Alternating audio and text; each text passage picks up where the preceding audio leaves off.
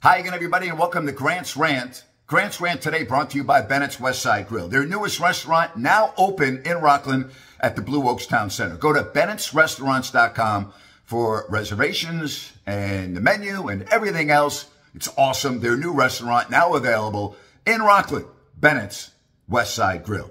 All right, overreaction Monday after week one in the NFL with one game remaining tonight with the Jets and the Bills. But there were some teams that we watched play in the postseason last year that looked absolutely lost yesterday.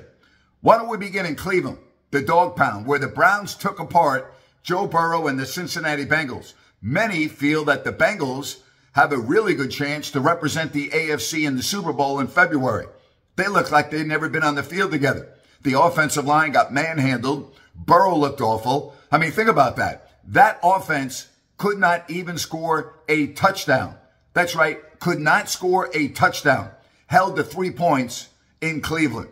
How about the Minnesota Vikings?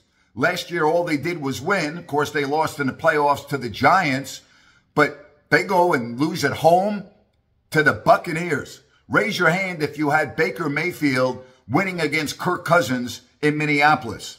And speaking of the Giants, I mean, could you play any worse than they did? I've been watching the Giants now for 61 years. Trust me when I say this. I've watched a lot of bad football. I mean a lot. I honestly do not know if I've ever seen a Giants team play worse than last night. Are you ready for this? I did something last night that I have never done in my entire life. That's right. This is a first for Grant Napier. I turned the game off halfway through the third quarter. I couldn't watch it anymore. It's like Brian Dable went to a local junior college and said, hey, I'm looking for 5 guys to play offensive line against Micah Parsons and the Cowboys.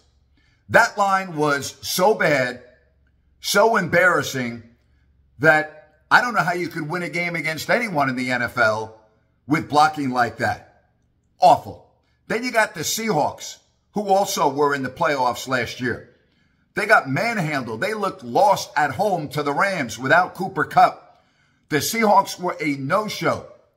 You know, the Ryan in Sacktown had a good point on my show on Friday. He picked the Rams because they said they have the Seahawks number. He's right. They do have their number. But by that margin and the way they played, I mean, that is embarrassing. Plain and simple, embarrassing. Now to the positives. Was there a better team in week one than the 49ers? Okay, maybe the Cowboys. But the 49ers went into Pittsburgh. They made Mike Tomlin's team look like a junior college team. It was men against freaking boys. And for any of you out there that may still be doubting Brock Purdy, you might want to put that in your back pocket and just say, he's really good, right? He's really, really good. Don't doubt him anymore. The 49ers were a machine on both sides of the ball. Excellent offense, excellent defense, and they made the Steelers look like a lost team. And remember, this is a Pittsburgh team that had played all 3 games in the preseason. That's right. Mike Tomlin had his guys playing in the preseason. Didn't look like it, did it? Boy, the 49ers look good. They look really good. And for you Raider fans out there, congratulations. You get the week 1 W, the Mile High, against Russell Wilson and the Denver Broncos. Hey, join me later today, 3 o'clock, right here. Sean Salisbury. We're going to have a lot of fun talking about this and a lot more over on YouTube if you don't like that. Have a great day, everybody, and thank you so much for watching Grant's Rant.